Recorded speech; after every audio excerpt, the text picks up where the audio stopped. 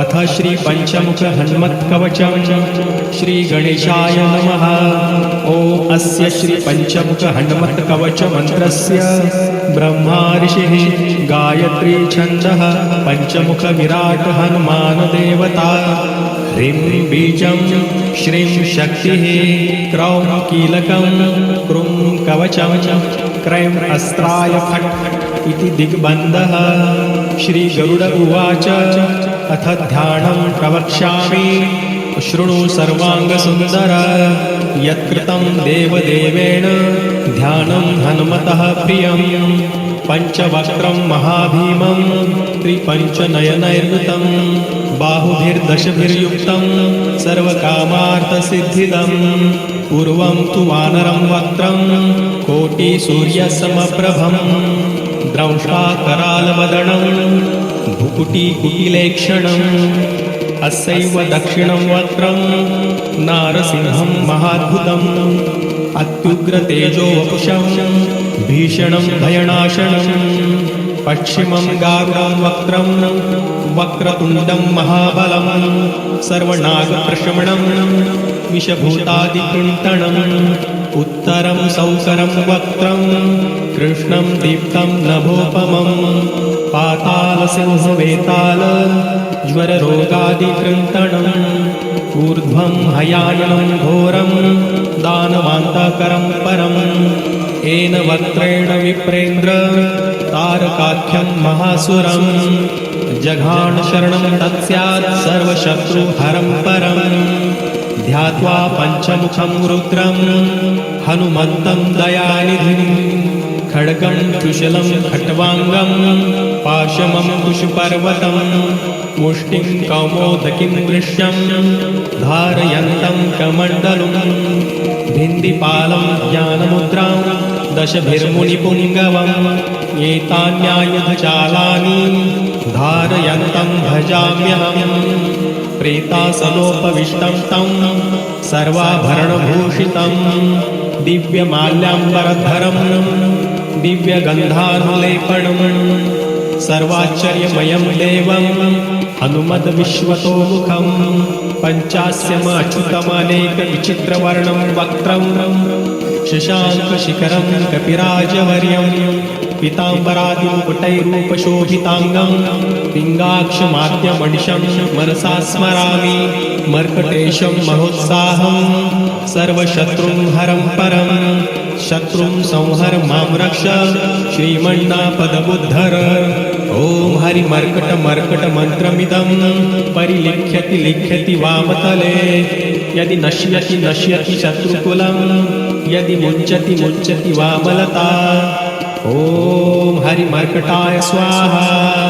ॐ नमो भगवते पंचवदनाय पूर्वकपिमुखाय सकलशत्रुसंहारकाय स्वाहा। ॐ नमो भगवते पंचवदनाय दक्षिणमुखाय करालवदनाय नरसिंहाय सकलभूतप्रमथनाय स्वाहा। ॐ नमो भगवते पंचवदनाय पश्चिममुखाय गरुडाननाय सकलविषहराय स्वाहा। ॐ नमो भगवते पंचवदनाय उत्तरमुखाय आदिवराहाय सकलसम्पत्कराय स्वाहा। ॐ नमो भगवते पंचवदनाय ऊर्ध्वमुखाय हयग्रीवाय सकलजनवशकराय स्वाहा। ॐ श्री पंचमुख हनुमन्ताय आञ्जनेयाय नमो नमः। अथ श्री पंचमुख हनुमत्कवचम् श्री गणेशाय नमः। ओम अस्य श्री पंचमुख हनुमत्कवच मंत्रस्य ब्रह्मा ऋषिः गायत्री छन्दः पंचमुख विराट हनुमान देवता। ह्रीं बीजं श्रीं शक्तिः क्रौं कीलकं क्रूं कवचं क्रैं अस्त्राय फट् इति दिग्बन्धः। श्री गरुड उवाच अथ ध्यानं प्रवक्ष्यामि शृणु सर्वांगसुन्दर। यत्कृतं देवदेवेन ध्यानं ध्यानं हनुमतः प्रियं पञ्चवक्त्रं महाभीमं त्रिपञ्चनयनैर्वृतं बाहुभिर्दशभिर्युक्तं सर्वकामार्थसिद्धिदं पूर्वं तु वानरं वक्त्रं कोटिसूर्यसमप्रभं द्रंष्टाकरालवदनं भुकुटिकुटिलेक्षणम् अस्यैव दक्षिणं वक्त्रं नारसिंहं महाद्भुतम् अत्युग्रतेजो वपुषं भीषणं भयनाशनं पश्चिमं गारुडं वक्त्रं वक्रतुण्डं महाबलं सर्वनागप्रशमनं विषभूतादिकृन्तणम् उत्तरं सौकरं वक्त्रं कृष्णं दीप्तं नभोपमं पातालसिंहवेताल ज्वररोगादिकृन्तणम् ऊर्ध्वं हयायनं घोरं दानवान्तकरं परम् येन वक्त्रेण विप्रेन्द्र तारकाख्यं महासुरं जघान शरणं तत्स्यात् सर्वशत्रुहरं परं ध्यात्वा पञ्चमुखं रुद्रं हनुमन्तं दयानिधिं खड्गं त्रिशूलं खट्वाङ्गं पाशमं कुशपर्वतं मुष्टिं कौमोदकीं दृश्यं धारयन्तं कमण्डलुं भिन्दिपालं ज्ञानमुद्रां दशभिर्मुनिपुङ्गवम् एतान्यायुधजालानि धारयन्तं भजाम्यहम् प्रेतासलोपविष्टं तं सर्वाभरणभूषितं दिव्यमाल्याम्बरधरं दिव्यगन्धानुलेपनं सर्वाश्चर्यमयं देवं हनुमद्विश्वतोमुखं पञ्चास्यमच्युतमनेकविचित्रवर्णं वक्त्रं शशाङ्कशिखरं कपिराजवर्यं पीताम्बरादिमुकुटैरूपशोभिताङ्गं पिङ्गाक्षमाद्यमनिशं मनसा स्मरामि मर्कटेशं महोत्साहं सर्वशत्रुं हरं परं शत्रुं संहर मां रक्ष श्रीमन्नापदबुद्धर ॐ हरिमर्कटमर्कटमन्त्रमिदं परिलिख्यति लिख्यति वामतले यदि नश्यति नश्यति शत्रुकुलं यदि मुञ्चति मुञ्चति वामलता ॐ हरिमर्कटाय स्वाहा ॐ नमो भगवते पञ्चवदनाय पूर्वकपिमुखाय सकलशत्रुसंहारकाय स्वाहा ॐ नमो भगवते पञ्चवदनाय दक्षिणमुखाय करालवदनाय नरसिंहाय सकलभूतप्रमथनाय स्वाहा ॐ नमो भगवते पञ्चवदनाय पश्चिममुखाय गरुडाननाय सकलविषहराय स्वाहा ॐ नमो भगवते पञ्चवदनाय उत्तरमुखाय आदिवराहाय सकलसम्पत्कराय स्वाहा ॐ नमो भगवते पञ्चवदनाय ऊर्ध्वमुखाय हयग्रीवाय सकलजनवशकराय स्वाहा ॐ श्री पञ्चमुख हनुमन्ताय आञ्जनेयाय नमो नमः। अथ श्री पंचमुख हनुमत् कवचम श्री गणेशाय नमः। ओम अस्य श्री पंचमुख हनुमत् कवच मंत्रस्य ब्रह्मा ऋषिः गायत्री छन्दः पंचमुख विराट हनुमान देवता ह्रीं बीजं श्रीं शक्तिः क्रौं कीलकं क्रूं कवचं क्रैं अस्त्राय फट् इति दिग्बन्धः। श्री गरुड उवाच अथ ध्यानं प्रवक्ष्यामि शृणु सर्वाङ्गसुन्दर यत्कृतं देवदेवेन ध्यानं हनुमतः प्रियं पञ्चवक्त्रं महाभीमं त्रिपञ्चनयनैर्वृतं बाहुभिर्दशभिर्युक्तं सर्वकामार्थसिद्धिदं पूर्वं तु वानरं वक्त्रं कोटिसूर्यसमप्रभं द्रंष्टाकरालवदनं भुकुटिकुटिलेक्षणम् अस्यैव दक्षिणं वक्त्रं नारसिंहं महाद्भुतम् अत्युग्रतेजो वपुषं भीषणं भयनाशनं पश्चिमं गारुडं वक्त्रं वक्रतुण्डं महाबलं सर्वनागप्रशमनं विषभूतादिकृन्तनम् उत्तरं सौकरं वक्त्रं कृष्णं दीप्तं नभोपमं पातालसिंहवेताल ज्वररोगादिकृन्तनम् ऊर्ध्वं हयायनं घोरं दानवान्तकरं परम् येन वक्त्रेण विप्रेन्द्र तारकाख्यं महासुरं जघान शरणं तत्स्यात् सर्वशत्रुहरं परम् ध्यात्वा पञ्चमुखं रुद्रं हनुमन्तं दयानिधिं खड्गं त्रिशूलं खट्वाङ्गं पाशमं कुशपर्वतं मुष्टिं कौमोदकीं वृष्यं धारयन्तं कमण्डलुं भिन्दिपालं ज्ञानमुद्रां दशभिर्मुनिपुङ्गवम् एतान्यायुधजालानि धारयन्तं भजाम्यहम् प्रेतासलोपविष्टं तं सर्वाभरणभूषितं दिव्यमाल्याम्बरधरं दिव्यगन्धानुलेपनं सर्वाश्चर्यमयं देवं हनुमद्विश्वतोमुखं पञ्चास्यमच्युतमनेकविचित्रवर्णं वक्त्रं शशाङ्कशिखरं कपिराजवर्यं पीताम्बरादिमुकुटैरूपशोभिताङ्गं पिङ्गाक्षमाद्यमनिशं मनसा स्मरामि मर्कटेशं महोत्साहं सर्वशत्रुं हरं परं शत्रुं संहर मां रक्ष श्रीमन्नापदमुद्धर ॐ हरिमर्कटमर्कटमन्त्रमिदं परिलिख्यति लिख्यति वामतले यदि नश्यति नश्यति शत्रुकुलं यदि मुञ्चति मुञ्चति वामलता ॐ हरिमर्कटाय स्वाहा ॐ नमो भगवते पंचवदनाय पूर्वकपिमुखाय सकलशत्रुसंहारकाय स्वाहा ॐ नमो भगवते पंचवदनाय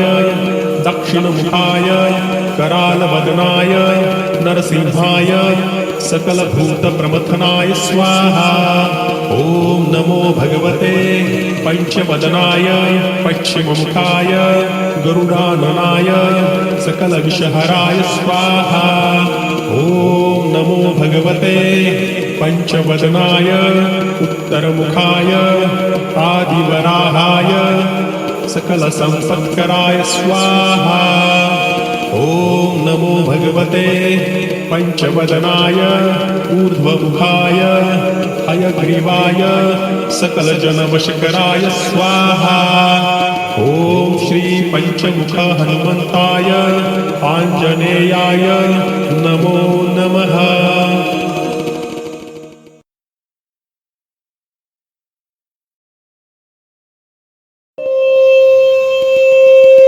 अथ श्री पंचमुख हनुमत्कवचं श्री गणेशाय नमः। ॐ अस्य श्री पंचमुख हनुमत्कवच मंत्रस्य ब्रह्मा ऋषिः गायत्री छन्दः पंचमुख विराट हनुमान देवता ह्रीं बीजं श्रीं शक्तिः क्रौं कीलकं क्रूं कवचं क्रैं अस्त्राय फट् इति दिग्बन्धः। श्री गरुड उवाच अथ ध्यानं प्रवक्ष्यामि शृणु सर्वाङ्गसुन्दर यत्कृतं देवदेवेन ध्यानं हनुमतः प्रियं पञ्चवक्त्रं महाभीमं त्रिपञ्चनयनैर्वृतं बाहुभिर्दशभिर्युक्तं सर्वकामार्थसिद्धिदं पूर्वं तु वानरं वक्त्रं कोटिसूर्यसमप्रभं द्रंष्टाकरालवदनं भुकुटीकुटिलेक्षणम् अस्यैव दक्षिणं वक्त्रं नारसिंहं महाद्भुतम् अत्युग्रतेजो वपुषं भीषणं भयनाशनं पश्चिमं गारुडं वक्त्रं वक्रतुण्डं महाबलं सर्वनागप्रशमनं विषभूतादिकृन्तनम् उत्तरं सौकरं वक्त्रं कृष्णं दीप्तं नभोपमं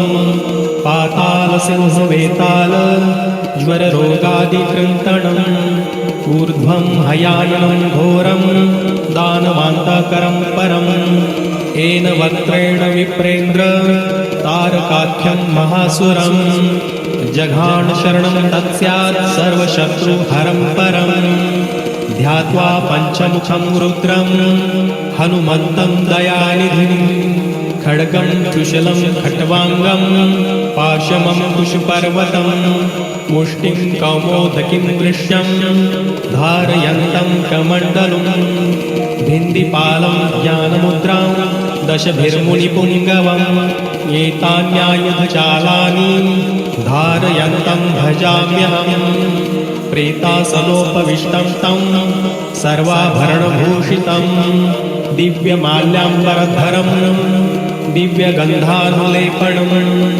सर्वाश्चर्यमयं देवं हनुमद्विश्वतोमुखं पञ्चास्यमच्युतमनेकविचित्रवर्णं वक्त्रं शशाङ्कशिखरं कपिराजवर्यं पीताम्बरादिमुकुटैरूपशोभिताङ्गं पिङ्गाक्षमाद्यमनिशं मनसा स्मरामि मर्कटेशं महोत्साहं सर्वशत्रुं हरं परं शत्रुं संहर मां रक्ष श्रीमन्नापदबुद्धर ॐ हरिमर्कटमर्कटमन्त्रमिदं परिलिख्यति लिख्यति वामतले यदि नश्यति शत्रुकुलं यदि मुञ्चति वामलता ॐ हरिमर्कटाय स्वाहा ॐ नमो भगवते पंचवदनाय पूर्वकपिमुखाय सकलशत्रुसंहारकाय स्वाहा ॐ नमो भगवते पंचवदनाय दक्षिणमुखाय करालवदनाय नरसिंहाय सकलभूतप्रमथनाय स्वाहा ॐ नमो भगवते पंचवदनाय पश्चिममुखाय गरुडाननाय सकलविषहराय स्वाहा ॐ नमो भगवते पंचवदनाय उत्तरमुखाय आदिवराहाय सकलसम्पत्कराय स्वाहा ॐ नमो भगवते पंचवदनाय ऊर्ध्वमुखाय हयग्रीवाय सकलजनवशकराय स्वाहा ॐ श्री पंचमुख हनुमन्ताय आञ्जनेयाय नमो नमः। अथ श्री पंचमुख हनुमत्कवचं श्री गणेशाय नमः।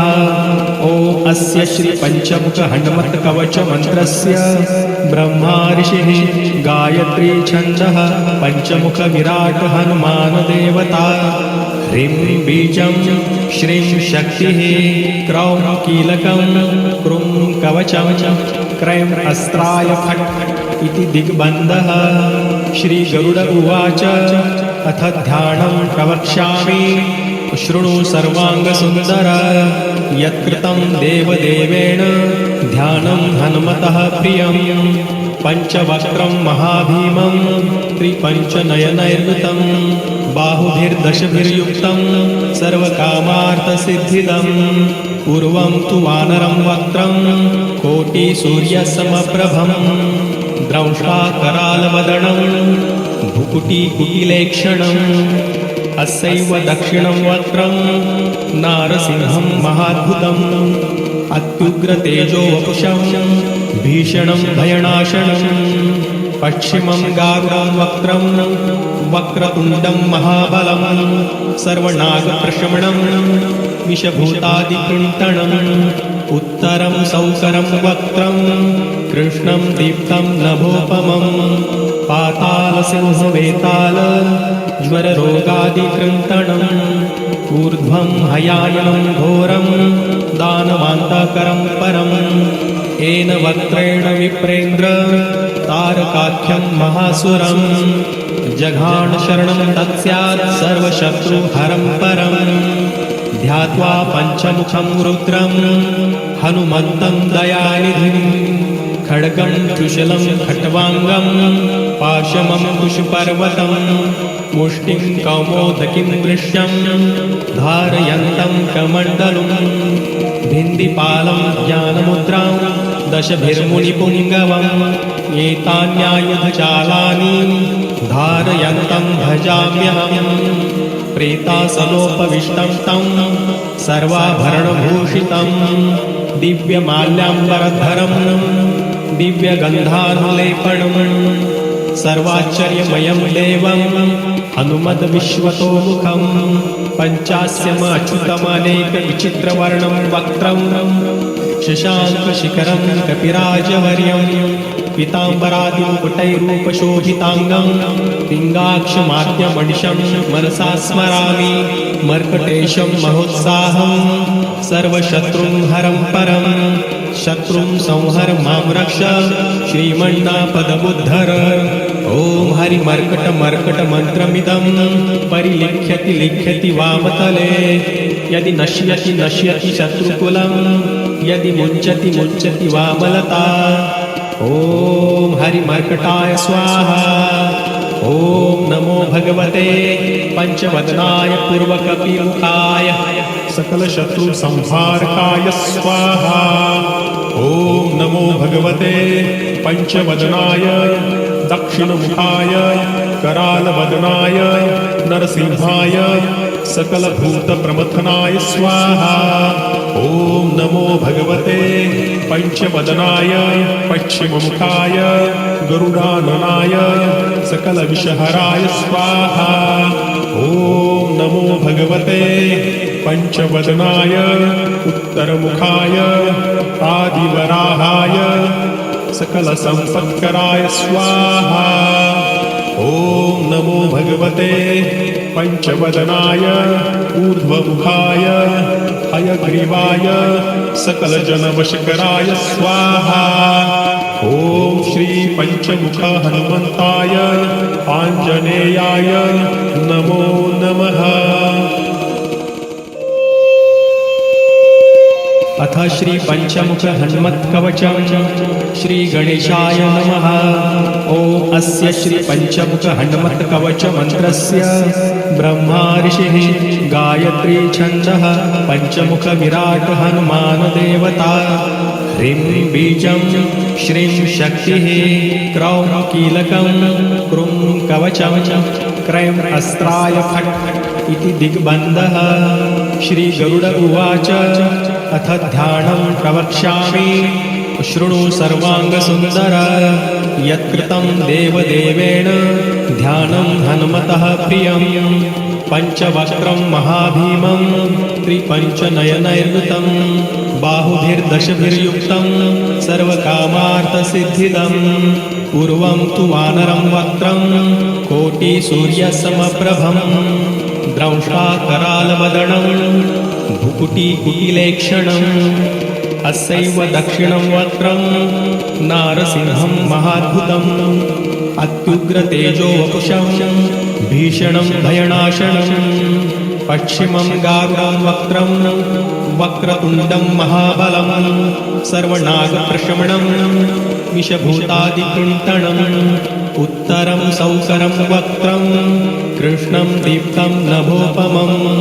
पातालसिंहवेताल ज्वररोगादिकृन्तनम् ऊर्ध्वं हयायनं घोरं दानवान्तकरं परं येन वक्त्रेण विप्रेन्द्र तारकाख्यं महासुरं जघान शरणं तत्स्यात् सर्वशत्रुहरं परं ध्यात्वा पंचमुखं रुद्रं हनुमन्तं दयानिधिं खड्गं त्रिशूलं खट्वाङ्गं पाशमं कुशपर्वतं मुष्टिं कौमोदकीं वृष्यं धारयन्तं कमण्डलुं भिन्दिपालं ज्ञानमुद्रां दशभिर्मुनिपुङ्गवम् एतान्यायुधजालानि धारयन्तं भजाम्यहम् प्रेतासनोपविष्टं तं सर्वाभरणभूषितं दिव्यमाल्याम्बरधरं दिव्यगन्धानुलेपनं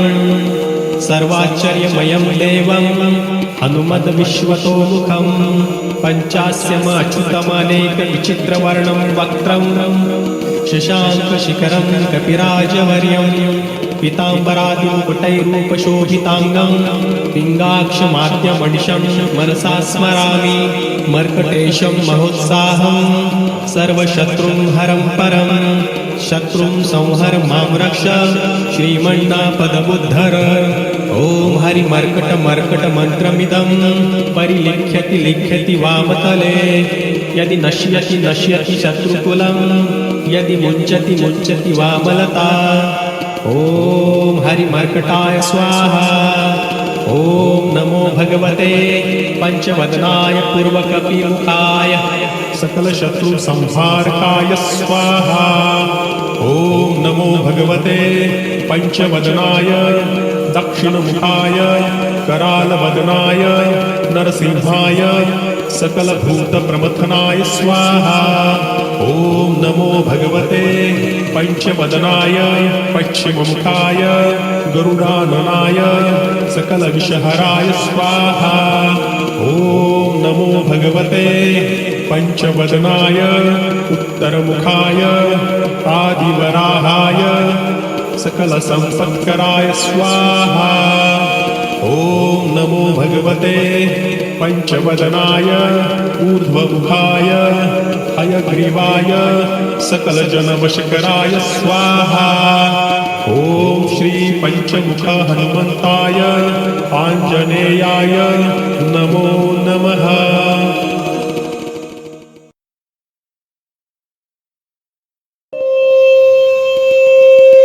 अथ श्री पंचमुख हनुमत् कवचम श्री गणेशाय नमः।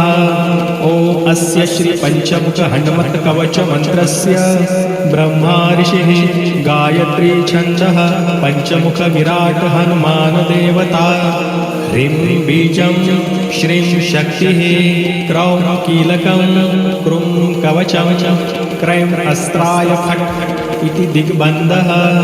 श्री गरुड उवाच अथ ध्यानं प्रवक्ष्यामि शृणु सर्वाङ्गसुन्दर यत्कृतं देवदेवेन ध्यानं हनुमतः प्रियं पञ्चवक्त्रं महाभीमं त्रिपञ्चनयनैर्युतं बाहुभिर्दशभिर्युक्तं सर्वकामार्थसिद्धिदं पूर्वं तु वानरं वक्त्रं कोटिसूर्यसमप्रभं द्रंष्टाकरालवदनं भुकुटीकुटिलेक्षणम् अस्यैव दक्षिणं वक्त्रं नारसिंहं महाद्भुतम् अत्युग्रतेजो वपुषं भीषणं भयनाशनं पश्चिमं गारुडं वक्त्रं वक्रतुण्डं महाबलं सर्वनागप्रशमनं विषभूतादिकृन्तनम् उत्तरं सौकरं वक्त्रं कृष्णं दीप्तं नभोपमं पातालसिंहवेताल ज्वररोगादिकृन्तनम् ऊर्ध्वं हयायनं घोरं दानवान्तकरं परम् येन वक्त्रेण विप्रेन्द्र तारकाख्यं महासुरं जघान शरणं तत्स्यात् सर्वशत्रुहरं परम् ध्यात्वा पंचमुखं रुद्रं हनुमन्तं दयानिधिं खड्गं त्रिशूलं खट्वाङ्गं पाशमं कुशपर्वतं मुष्टिं कौमोदकीं वृष्यं धारयन्तं कमण्डलुं भिन्दिपालं ज्ञानमुद्रां दशभिर्मुनिपुङ्गवम् एतान्यायुधजालानि धारयन्तं भजाम्यहम् प्रेतासलोपविष्टं तं सर्वाभरणभूषितं दिव्यमाल्याम्बरधरं दिव्यगन्धानुलेपनं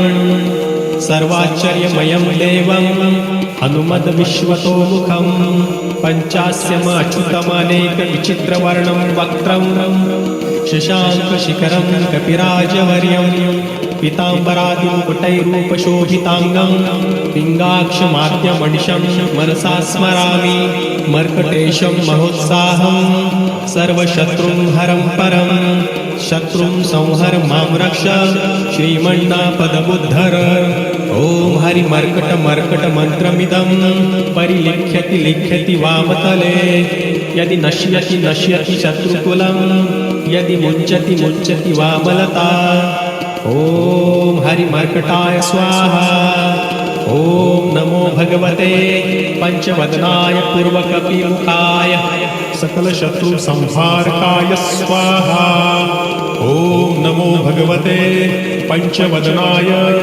दक्षिणमुखाय करालवदनाय नरसिंहाय सकलभूतप्रमथनाय स्वाहा। ॐ नमो भगवते पंचवदनाय पश्चिममुखाय गरुडाननाय सकलविषहराय स्वाहा। ॐ नमो भगवते पंचवदनाय उत्तरमुखाय आदिवराहाय सकलसंपत्कराय स्वाहा। ॐ नमो भगवते पंचवदनाय ऊर्ध्वमुखाय हयग्रीवाय सकलजनवशकराय स्वाहा। ॐ श्री पंचमुख हनुमन्ताय आञ्जनेयाय नमो नमः। अथ श्री पंचमुख हनुमत् कवचम् श्री गणेशाय नमः। ॐ अस्य श्री पंचमुख हनुमत् कवच मंत्रस्य ब्रह्मा ऋषिः गायत्री छन्दः पंचमुख विराट हनुमान देवता। ह्रीं बीजं श्रीं शक्तिः क्रौं कीलकं क्रूं कवचं क्रैं अस्त्राय फट् इति दिग्बन्धः। श्री गरुड उवाच अथ ध्यानं प्रवक्ष्यामि शृणु सर्वाङ्गसुन्दर। यत्कृतं देवदेवेन ध्यानं हनुमतः प्रियं। पञ्चवक्त्रं महाभीमं त्रिपञ्चनयनैर्युतं बाहुभिर्दशभिर्युक्तं सर्वकामार्थसिद्धिदं। पूर्वं तु वानरं वक्त्रं कोटिसूर्यसमप्रभं द्रंष्टाकरालवदनं भुकुटिकुटिलेक्षणम्। अस्यैव दक्षिणं वक्त्रं नारसिंहं महाद्भुतम् अत्युग्रतेजो वपुषं भीषणं भयनाशनम्। पश्चिमं गारुडं वक्त्रं वक्रतुण्डं महाबलं सर्वनागप्रशमनं विषभूतादिकृन्तनम्। उत्तरं सौकरं वक्त्रं कृष्णं दीप्तं नभोपमं पातालसिंहवेताल ज्वररोगादिकृन्तनम्। ऊर्ध्वं हयायनं घोरं दानवान्तकरं परम्। येन वक्त्रेण विप्रेन्द्र तारकाख्यं महासुरं जघाण शरणं तत्स्यात् सर्वशत्रुहरं परम्। ध्यात्वा पञ्चमुखं रुद्रं हनुमन्तं दयानिधिं खड्गं त्रिशूलं खट्वाङ्गं पाशमं कुशपर्वतं मुष्टिं कौमोदकीं वृष्यं धारयन्तं कमण्डलुं भिन्दिपालं ज्ञानमुद्रां दशभिर्मुनिपुङ्गवम्। एतान्यायुधजालानि धारयन्तं भजाम्यहम्। प्रेतासनोपविष्टं तं सर्वाभरणभूषितं दिव्यमाल्याम्बरधरं दिव्यगन्धानुलेपनं सर्वाश्चर्यमयं देवं हनुमद्विश्वतोमुखं। पञ्चास्यमच्युतमनेकविचित्रवर्णं वक्त्रं शशाङ्कशिखरं कपिराजवर्यं पीताम्बरादिमुकुटैरूपशोभिताङ्गं पिङ्गाक्षमाद्यमनिशं मनसा स्मरामि। मर्कटेशं महोत्साहं सर्वशत्रुं हरं परं शत्रुं संहर मां रक्ष श्रीमन्नापदबुद्धर। ॐ हरिमर्कटमर्कटमन्त्रमिदं परिलिख्यति लिख्यति वामतले। यदि नश्यति नश्यति शत्रुकुलं यदि मुञ्चति मुञ्चति वामलता। ॐ हरिमर्कटाय स्वाहा। ॐ नमो भगवते पंचवदनाय पूर्वकपिमुखाय सकलशत्रुसंहारकाय स्वाहा। ॐ नमो भगवते पंचवदनाय दक्षिणमुखाय करालवदनाय नरसिंहाय सकलभूतप्रमथनाय स्वाहा। ॐ नमो भगवते पंचवदनाय पश्चिममुखाय गरुडाननाय सकलविषहराय स्वाहा। ॐ नमो भगवते पंचवदनाय उत्तरमुखाय आदिवराहाय सकलसंपत्कराय स्वाहा। ॐ नमो नमो भगवते पंचवदनाय ऊर्ध्वमुखाय हयग्रीवाय सकलजनवशकराय स्वाहा। ॐ श्री पंचमुख हनुमन्ताय आञ्जनेयाय नमो नमः। अथ श्री पंचमुख हनुमत्कवचम् श्री गणेशाय नमः। ॐ अस्य श्री पंचमुख हनुमत्कवच मंत्रस्य ब्रह्मा ऋषिः गायत्री छन्दः पंचमुख विराट हनुमान देवता। ह्रीं बीजं श्रीं शक्तिः क्रौं कीलकं क्रूं कवचं क्रैं अस्त्राय फट् इति दिग्बन्धः। श्री गरुड उवाच अथ ध्यानं प्रवक्ष्यामि शृणु सर्वाङ्गसुन्दर। यत्कृतं देवदेवेन ध्यानं हनुमतः प्रियं। पञ्चवक्त्रं महाभीमं त्रिपञ्चनयनैर्युतं बाहुभिर्दशभिर्युक्तं सर्वकामार्थसिद्धिदं। पूर्वं तु वानरं वक्त्रं कोटिसूर्यसमप्रभं द्रंष्टाकरालवदनं भुकुटीकुटिलेक्षणम्। अस्यैव दक्षिणं वक्त्रं नारसिंहं महाद्भुतम् अत्युग्रतेजो वपुषं भीषणं भयनाशनम्। पश्चिमं गारुडं वक्त्रं वक्रतुण्डं महाबलं सर्वनागप्रशमनं विषभूतादिकृन्तणम्। उत्तरं सौकरं वक्त्रं कृष्णं दीप्तं नभोपमं पातालसिंहवेताल ज्वररोगादिकृन्तणम्। ऊर्ध्वं हयायनं घोरं दानवान्तकरं परम्। येन वक्त्रेण विप्रेन्द्र तारकाख्यं महासुरं जघान शरणं तत्स्यात् सर्वशत्रुहरं परम्। ध्यात्वा पञ्चमुखं रुद्रं हनुमन्तं दयानिधिं खड्गं त्रिशूलं खट्वाङ्गं पाशमं कुशपर्वतं मुष्टिं कौमोदकीं वृष्यं धारयन्तं कमण्डलुं भिन्दिपालं ज्ञानमुद्रां दशभिर्मुनिपुङ्गवम्। एतान्यायुधजालानि धारयन्तं भजाम्यहम्। प्रेतासनोपविष्टं तं सर्वाभरणभूषितं दिव्यमाल्याम्बरधरं दिव्यगन्धानुलेपनं सर्वाश्चर्यमयं देवं हनुमद्विश्वतोमुखं। पञ्चास्यमच्युतमनेकविचित्रवर्णं वक्त्रं शशाङ्कशिखरं कपिराजवर्यं पीताम्बरादिमुकुटैरूपशोभिताङ्गं पिङ्गाक्षमाद्यमनिशं मनसा स्मरामि। मर्कटेशं महोत्साहं सर्वशत्रुं हरं परं शत्रुं संहर मां रक्ष श्रीमन्नापदमुद्धर। ॐ हरिमर्कटमर्कटमन्त्रमिदं परिलिख्यति लिख्यति वामतले।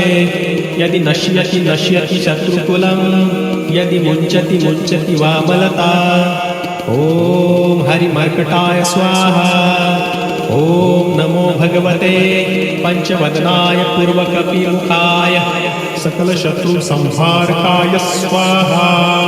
ॐ नमो भगवते पंचवदनाय दक्षिणमुखाय करालवदनाय नरसिंहाय सकलभूतप्रमथनाय स्वाहा। ॐ नमो भगवते पंचवदनाय पश्चिममुखाय गरुडाननाय सकलविषहराय स्वाहा। ॐ नमो भगवते पंचवदनाय उत्तरमुखाय आदिवराहाय सकलसम्पत्कराय स्वाहा। ॐ नमो भगवते पंचवदनाय ऊर्ध्वमुखाय हयग्रीवाय सकलजनवशकराय स्वाहा। ॐ श्री पंचमुख हनुमन्ताय आञ्जनेयाय नमो नमः।